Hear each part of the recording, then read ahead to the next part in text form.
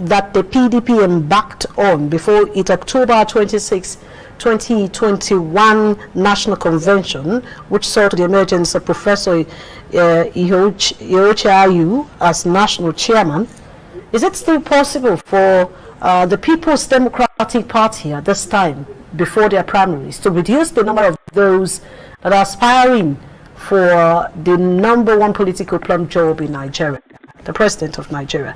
Is it possible for them to take a decision to say we're going to just go for consensus candidate? And if they are ready to do that, what approach would the party take?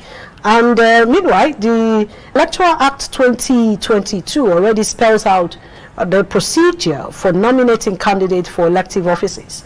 The sections state that section, I'm talking about section 84, subsection 1 and 2, states, and I quote, "A political party seeking to nominate candidates for elections under this act shall hold primaries for aspirants to all elective positions, which shall be monitored by the Commission.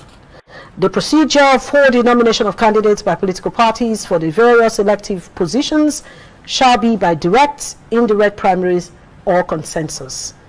But there seems to be a caveat that all political parties seeking for consensus shall put into consideration, and that was spelled out in section 84, subsection 9 of the Electoral Act 2022. And that section says, and I quote, "A political party that adopts a consensus candidate shall secure the written consent of all cleared aspirants for the position, voluntary withdrawal from the race, and their endorsement of the consensus candidates." Probably this is why the 4 men from the northern part of Nigeria have been going around the country trying to speak to and to meet with those aspiring, as well as people from different parts of the country, to consider consensus agreements in their next presidential primaries. 17 aspirants. It's going to be very interesting. And then some of the aspirants are already saying if there must be an agreement for consensus, it must be based on equity, fairness, and justice. Democracy thrives on 3 certainties: certainty of tenure, certainty of structure, and certainty of process. Once any of these certainties is lacking, the danger is clear. Democracy will disrupt justice and enthrone inequity, and that organization will plunge itself into crisis. My appeal is that zoning, being fundamental principle of our party, should not be jettisoned. All right, and you just saw Pius from the southeast there, talking about equity, fairness, and justice in his own explanation. And now let's look at the PDP constitution on the issue of zoning, because it is because of this that some persons are already saying, why do we have to go through all this? Let's go for a consensus agreement. Section 7, subsection 3C of the PDP constitution states, and I quote, "Adhering to the policy of the rotation of party and public elective offices in pursuance of the principle of equity, justice, and fairness." End of quotes. That's where almost everybody talking about zoning is pitching their discussion on. That's the center point of where they keep asking, let's zone, let's not zone, let's throw it open. So what in your understanding does this section mean? Because it is silent on which region it will go, whether south or north. It is silent on it. It only said fairness, justice, equity, justice, and fairness. That's what that section is saying. So whichever way you may see it as a party man or a party member, which is your narration, Therefore, many have decided to interpret it in their own way. Then what then should the party do at this point? We have 17 eligible members, big weights in the party, have already indicated interest. And as such, most of them bought nomination and expression of interest form. Well, that's our target. That's our focus on this program tonight. Joining me in the studio and via Zoom are two lawyers, and they are both members of the party. I have in the studio Barrister Elena Onoja. Thank you so much. I appreciate you for joining us on the program. Thank you very much for having me, Jama. Welcome. And via Zoom is the Edo State Commissioner for Information. He is Barrister Andrew Enwata. I don't know if he has joined us. Thank you, Barrister, for joining us on the program tonight. Thank you so much. Good evening, Jama, and good evening to our viewers. Thank you for having me. Thank you. Welcome. Now let's quickly Commissioner for Information.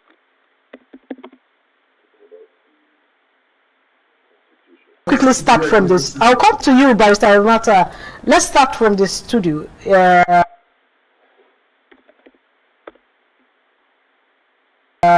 First of all, but it's going to be just like I said on each. You can as well call into the program, and to do that, you can send your comments to my Twitter handle at EG or Samo, or our official handle at Democracy Number 2 Day with a double Y, at Democracy Number 2 Day with a double Y, or at EG or Samo. You can also call into the program 0807 051 9904, 0807 051 9904. So let's start from the studio. Consensus, because we have seen the PDP men, they've been for the past 2 weeks crisscrossing the entire states of Nigeria, trying to talk to the conscience of their people, to see why it is necessary for them to go for consensus. But how do they approach it? 17, you just asked 16 people to go to Lilo. Well, from my understanding of the way they have approached it, they've not asked people to lie low. They've not asked, and when I hear certain comments, it's a little worrisome, because they've been very clear in their approach. Nobody has asked anybody to withdraw from the race. Nobody has said anybody should not be allowed to run. What they have said is, having been in the opposition and watched the APC mismanage the fortunes of Nigeria, we have to be in a place where we place two objectives over our personal ambitions. That is the best interests of the party on one level, and then the overall best interests of the country on another. So we have to approach these elections trying to put forward not just our best candidate, but to ensure that we have a party machinery that works and functions effectively and cohesively to help us win the elections. The idea is an objective that is twofold, one or two. You know, you can achieve both depending on how you look at it. It is one, either to see if we can, as members of a political party, get that candidate around whom we can rally and begin to prepare for the elections next year, or see if we can reduce the number. So these four men that you spoke about, Dr. Abubakar Bukola Saraki, Governor Aminu Tambuwal, Governor Bala Muhammad, Alhaji Hayatuddin, have already started the process. They've started a conversation, and they're encouraging others have conversations as well. See if you can regionally, by group, okay, whatever your interests are, right? Because if you even look at the four of them, there's one from the northwest, there's one from the north central, two from the northeast. Yep. So it's not necessarily just by geopolitical region. It's align yourself, have conversations, see if you are going to be able to reach an agreement that collapses behind one person. So that rather than approach the primaries with 17 aspirants, we prune it down to a more respectable 3 or 4 or whatever the number. But let's bring the number down. If we have 2, fine. If we have the 1, fine. If we have but a more respectable number. Look, EJ, going into the primaries with 17 aspirants means you possibly have 17 groups of supporters. Yeah. You probably have 17 narratives that people push and promote. You have 17 different sets of policies that be flying up and down and everything. Right? 17 people expending time, expending money, expending political capital. Reduce that number. Bring that number closer. Shrink it. Right? One of the consequences of President Muhammadu Buhari's misrule of this country over the last 7 years, and it will be 8 years by next year, is that we have a divided country. I don't think this country has ever been this divided along regional, ethnic, and sectarian lines and religious lines since the Civil War. I don't think so. At least not in my lifetime. There is a need for whoever emerges president immediately after President Muhammadu Buhari to build bridges, to shake hands with different groups of people, with different sections of people, to bring interests back together. The people who are losing interest in Nigeria as a geopolitical entity, the people who are losing interest in Nigeria as a political, as a business entity or a business destination, is to encourage. You have to build bridges. When Dr. Bola Saraki started this, he showed leadership. He showed, but it's not just him. The people who are saying we now need to build bridges. He's spearheading it, but that is the sort of thing that we also need to take into consideration. Here is an opportunity to begin building the bridges, maybe a year early. Right. And I think that it's a good thing. It's something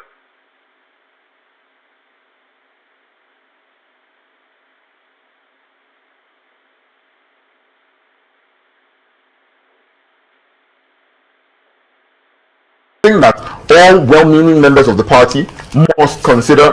President to calm down, get their consent, and go ahead. Let's go to Benin City, Edo State, at this moment. Thank you very much, Barrister Emata, for joining us on the program tonight. Again, I say thank you. Barrister Emata, thank you.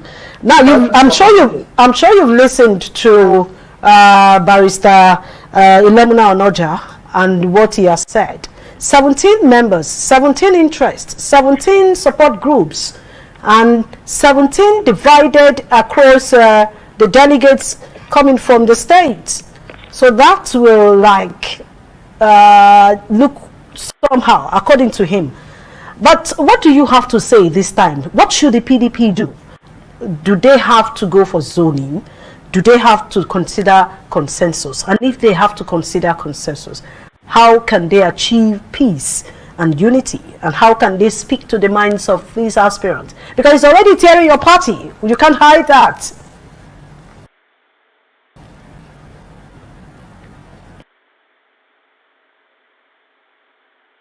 Thank you. You agree with me that PDP has a very long history being the oldest political party as it stands in there, and the experience we've gained through the years will be into this round of primaries, which of course will culminate with our presidential convention to elect our candidates. And as such, one must be conscious of the provisions of the PDP constitution. And I say this advisedly because Section 3 of our constitution talks about the motto of the party, which of course has 3 social variables, namely justice, unity, and progress. How can we achieve justice? Remember that when won the election in 1999, the first party in Nigeria after the military left that year, it was Obasanjo from the southwest. After Obasanjo, we had the late Yar'Adua from the northwest. And after that particular period, we also had somebody from the south, because Yar'Adua died in office and Jonathan took over in 2010. And when PDP lost in 2015, who came in? Somebody from the same region with Yar'Adua, from the northwest. So we have had 2 regions occupy the position of president, cutting across the north and south. We have 2 other regions who have not benefited. We have North Central, we have Southeast. So the PDP must be guided by this as we move towards this issue of consensus. And the only way we can achieve consensus is through negotiation. And just as you noted, we have a quartet from the North, which of course have earned themselves the subsequent of the 4 horsemen of Northern consensus, namely the present governor of Sokoto State, His Excellency Ahmed Tambuwal, the present governor of Bauchi, His Excellency Bala Mohammed, the former Senate President from the North Central, Bukola Saraki, and Hayatu Din Mohammed, former CEO of FSB International Bank. So what they are trying to do is to build consensus around the various aspirants, particularly those of Northern extraction. And that is why people see them as trying to see how the North can speak with one voice. But I doubt if we have doubts in the Southern flank, because all the Southern candidates appear to be out to go in for primaries. So the emphasis of consensus naturally will flow from the North, because for them, because of the position taken by the Southern governor, it will not be easy for them to easily push through any of their candidates. Particularly because, as we speak, the South are clamoring to have a Southern president. So for me, it is not a bad idea, because through the years, it has always been a situation where if we have a Northern president leaving after 8 years, it is natural for a Southern candidate to emerge from both political parties. And in all this issue of consensus is not just limited to the PDP. The APC is also talking of having a consensus candidate. Even their own national convention was a product of consensus. Abdullahi Adamu, the former Nasarawa state governor, emerged through consensus. And of course, in PDP, our national chairman, Professor Yocha Ayu, was a product of a consensus arrangement. So the idea of having a consensus candidate in the PDP is not strange, and I think it's something we should pursue. But even if we don't achieve consensus, there's a way we can achieve it by building consensus around specific candidates so that the party does not polarize after the primaries, so that we can bring everybody together after the primaries and go in to defeat the APC, because Nigeria must be rescued. Nigeria has to be rescued because we have an economic situation. If the PDP fails to rescue Nigeria, it therefore means that Nigeria, as they have said, will continue as a failed state. We have a problem of insecurity. The rate of inflation is so high that the naira is just skyrocketing by the day against the dollar. I mean, the dollar is skyrocketing by the day against the naira. So we need to come together as a party, build consensus. We'll go into this election as a united party and save Nigeria for the present misrule of the APC. All right, I'll come back to you. You're having challenge with your network there because we can only hear your voice. The voice is very clear, but the video is not too clear. Let's come back to the studio before we go to take our messages and all that. Yeah, I quoted section 84 subsection 9 of the Electoral Act 2022 as amended, and I read that section. If you are going for consensus, you have 17 aspirants. These 17 must speak with one voice. They must agree. That's what the Electoral Act is saying. And if they don't agree, let them go for either direct or either primaries. But let's take you back to 2019. At least there was a clamor for consensus in 2019, but it didn't work. And they all went to Port Harcourt. You remember? So I think the approach taken by the PDP is remarkably different from what we've seen demonstrated in the APC. And that's in their national convention. The 84 the application of 84.9. Very obvious difference. The PDP achieved the consensus arrangements for the national chairman and other offices through discussion, regional discussion, through negotiations, yes, through collaborations, conversations had across the country. The APC didn't have a consensus arrangement. They had a compulsive arrangement. That's what you say, but that's not what their members are saying. We saw videos of people remonstrating and being in tears as they were compelled to step down their ambitions. They were compelled to do so. Well, at the end of the day, they did so. A conversation, An agreement. An agreement that is based on logic is very different from being compelled to take a step. Well, two completely different things. You know, we're not talking about APC. I'm coming because I would have fundamental difference in approach, right? And so you have this position where, in compliance with 84.9, if people step down and there's a consensus arrangement, remember I said there are two options. Written consent. There's two options. Written consent. There's two options. Okay. Option one: can we collaborate, reach a consensus around one aspirant? In which case, everybody will tender a resignation. Yes. Right, or a written withdrawal. If we don't, can we reach collaborations in groups around a lesser number of aspirants? Okay. Right? In which case, there's no requirement. We go to the primaries anyway. So the opportunity to comply, or the ability to comply with Section 84, subsection 9 is not in doubt.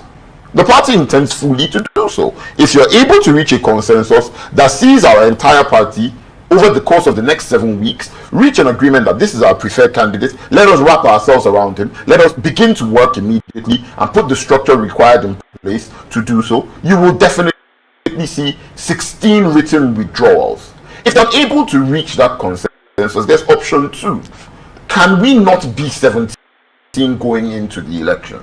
If we're not 17, we're 4 or we're 5, there's no need for any written withdrawals. Yes. There's no need at that point. And as such, the provisions of Section 84, subsection 9 will not apply. The party is not in any sort of danger of violating that position or those provisions at all. There's no danger.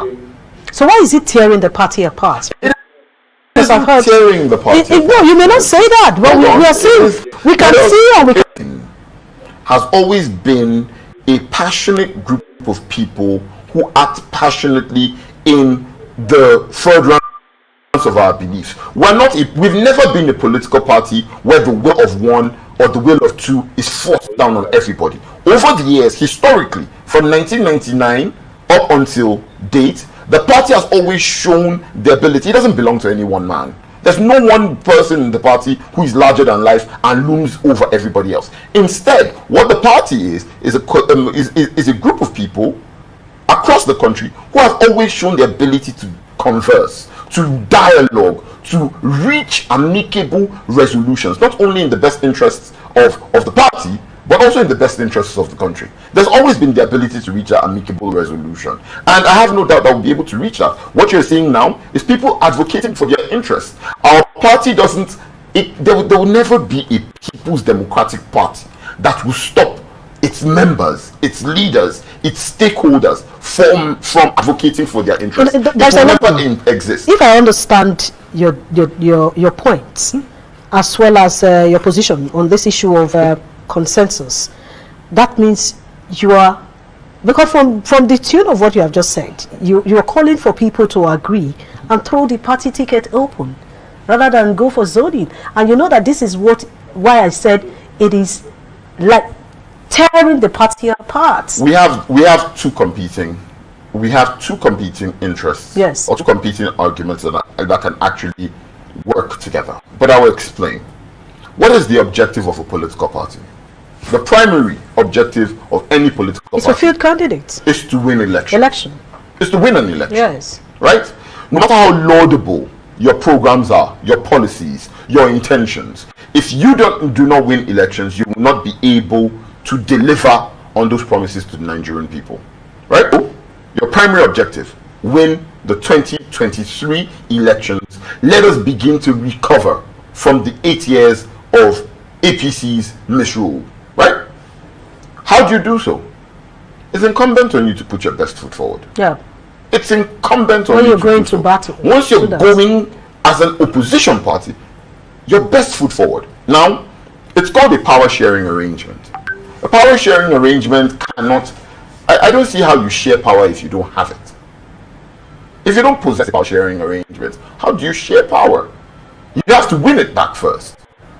We're assuming, to my mind, an argument that isn't ours. We're being distracted by an argument, by responsibility, that isn't ours. We're being distracted by it. Why do I say so? It's the APC that have power. It's incumbent on them to share power. I will ask this question. It's a question I've asked repeatedly on different platforms. Since 2003, up until 2019, up until 2015 when they won the elections, the opposition, the major opposition candidate was the same, regardless of whatever PDP did. 2003, PDP zoned to the southwest, President Olusegun Obasanjo.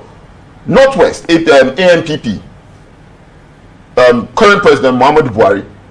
PDP went to Katsina in 2007.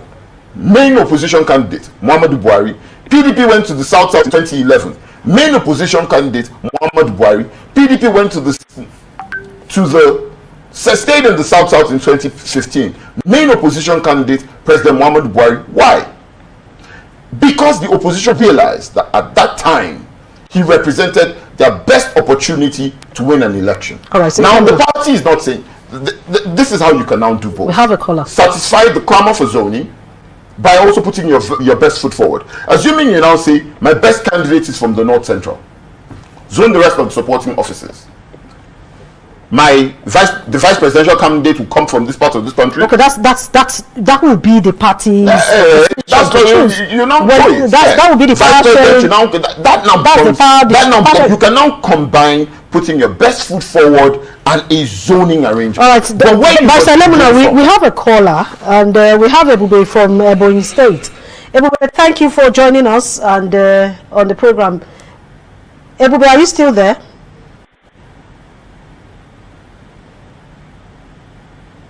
Do we still have Ebube on call?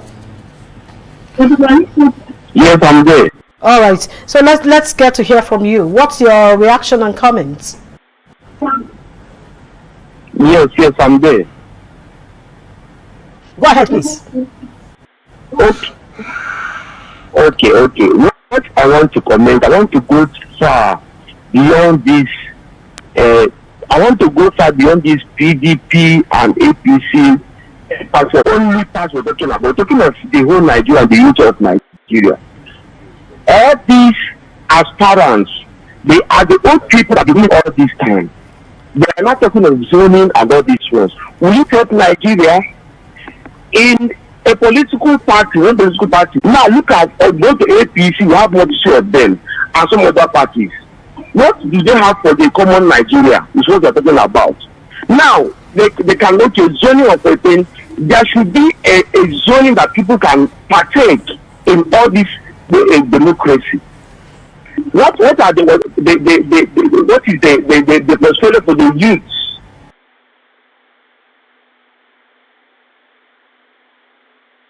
And unemployed youths.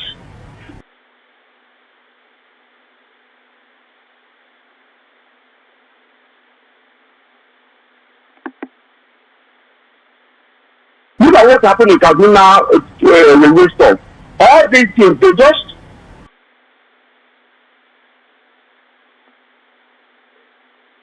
going around parading themselves to the consensus. Well, everybody is asking that we should take a look at Nigeria as a whole, not just PDP or APC. What do they have for common man? But Ebube, you should know that as it stands with our laws, you must be a member of a political party before you can aspire. So if amongst the 17 and multitude of aspirants in both the PDP and APC, you feel that there is somebody that you say will solve or resolve the mathematics or the challenges before Nigeria, then you can then pitch your support. But as it stands, political parties have their laws governing them, and they go by their laws. They need to respect the laws of the parties first. So whether PDP or APC, you cannot talk about election in Nigeria if you don't look at political parties. But the position of the common man is what we are all going for. Let's go to Edo State again. Barrister Iwata, are you still there? Yes, I am. Thank you so much. Let me take you from what the last caller just said. The people that are coming out to say they want to be president, what do they have for the common man? Now, if the PDP is contemplating of saying let's go for consensus agreement, what would the party be looking at for in order to win election? Because this time around, according to Lemuna, it is not about who to field, but it is about how do we win election? Who is our best man on this? Winning the election, getting power first before you take a decision to discuss every other affair. So what do you have to say going from the question put forward by Ebube from Ebony State? Thank you. I think what the question Ebube has put forward presents is the need for political parties, especially PDP being the main opposition party, to be very conscious of one fact, that what Nigerians want is the kind of president that will unify the country, because the country now is highly divided. We have people saying they don't want to be part of Nigeria again. That's what IPOB is saying. You have the Oduduwa people and other secessionist movements. So what we need is somebody who can unify the country. And I think all the presidential aspirants that have indicated interest in the PDP, they have what it takes to unify the country. You look at the background of these individuals. The governor of Sokoto State used to be a former Speaker of the House of Reps. The former Senate President was a former governor of Kwara, a two-term governor. So I think all our presidential aspirants have what it takes to unify the country. But as I earlier pointed out, because our party constitution talks about the two social variables of justice, unity and progress, in talking about consensus, we should be very concerned. There are some zones in this country that have not produced precedent. I think consideration should be given to such zones as we move towards consensus. And there's also the issue of competence. As it stands, both the North and South have had a shot at the presidency. So the emphasis should be on competence.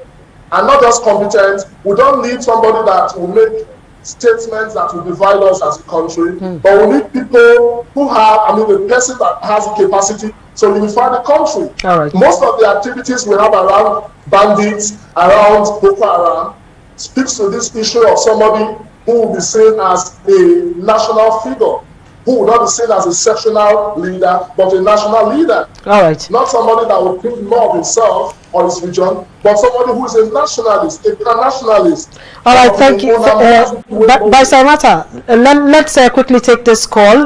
We have a caller. Comrade Ferdinand in Abuja is calling. Thank you, comrade. Just keep it short and simple. Let's hear from you. Good evening. How are you? You took me so long. Good evening. Good evening. Yeah, my name is Comrade Ferdinand. I'm calling you from Abuja. I said Comrade Ferdinand. That's what I said. Go on. Yes. Go ahead, please. Now, what I want to contribute is for the PDP. In life, John Halliday say when there is no peace, when there is no justice, there will be no government or whatsoever we are doing. PDP should realize that in Nigeria, the state that are holding PDP is from the southern part of Nigeria, south and southeast. Those are the states that are holding PDP today. And if PDP they want to win election, from the time of Nigerian independence, the North have ruled Nigeria for 56 years. Now the Igbos, no matter whatever offense that they have committed, they have not laid hand in Nigerian leadership as far as presidency is concerned. APT justice, that is the only thing that can help PDP to go into that election in 2023 and succeed and get victory. Without that, it's not going to work.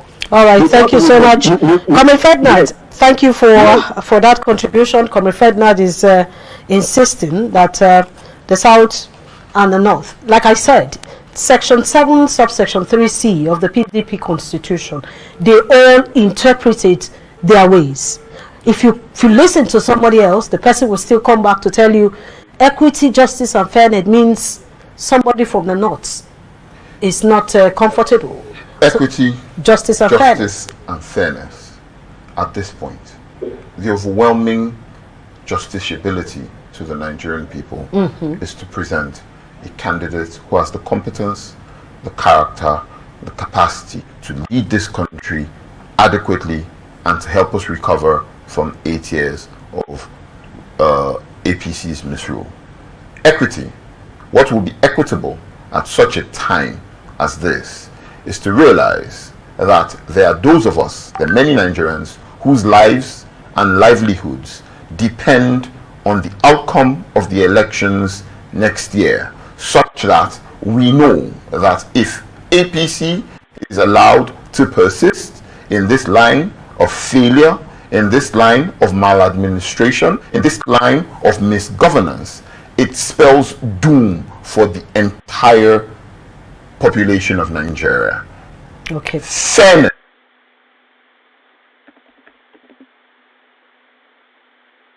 What will be fair to you, as spelled out by the Nigerian Constitution, which is that the primary objective of government is the safety and security and the well-being of the Nigerian people. All right, thank you so much. The obligation that PDP owes all of us, not just its members, but its Nigerians, is that in giving an alternative next year from the people who have indicated their availability, we must choose not just the best and the brightest. We must choose the people who have the capacity to deliver us. Okay, because thank you so much. What we need from here. Well, thank you so much, Barrister Ilemuna, for your time. I appreciate you for coming on the show, and also thank you to Barrister Mata. Thank you for being a part of this program. Barrister Mata is the Commissioner for Information, Edo State. Thank you very much.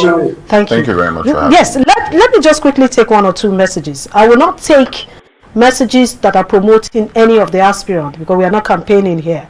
God's Love Udo is saying, good evening, EJ. All the aspirants of PDP are qualified, but only one amongst them will be elected. And also, Christian is saying, IJ, for me, consensus or no consensus, all I and other millions of party members want from PDP is to uphold the principle of justice, equity, and fairness, which must allow the president to be zoned. That's what he's saying. And finally, on this, let's take this one coming right now. Go get a consensus candidate, but appeal to the region they're supposed to zone it to. They should go for consensus candidates. But that's how we leave the program tonight until we return tomorrow 10 p.m. I would like to say happy Easter to our Christian viewers in advance, and follow me on my handle at EJ Osamo. Good night.